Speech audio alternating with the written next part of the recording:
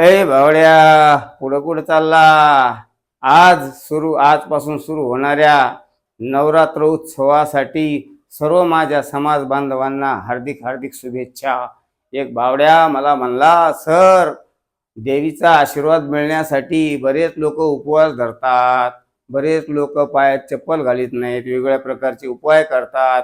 मी पण तसाच करू का, जेणेकरून मला 10वीला आणि 12वीला 98-99% मार्क पडतील?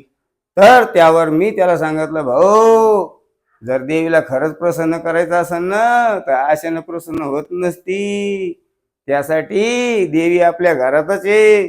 पण ती जिनं आपल्याला 9 महिने आपल्या पोटात ठेवलं, लहानाचं मोठं केलं, त्या देवीला तू खुश ठेव. देवी आपण होऊन चालून येईन आणि तुला आशीर्वाद देईन भावड्या, कळालं का? आणि उपास हा असं पोट उपाशी राहून देवी प्रसन्न होत नसती, आहे का नाही? त्यासाठी वाईट कोणाबद्दल विचार करायचा नाही, असा संकल्प आपण या निमित्तानं करूया. बघ, देवी तुला दर्शन दिल्याशिवाय आणि तुझा संकल्प पूर्ण झाल्याशिवाय राहणार नाही, बरं का भावड्या? परत एकदा सर्व समाज बांधवांना नवरात्र उत्सवच्या हार्दिक हार्दिक शुभेच्छा, आणि खास करून माझ्या भावड्याला आणि माझ्या तायडीला सुद्धा.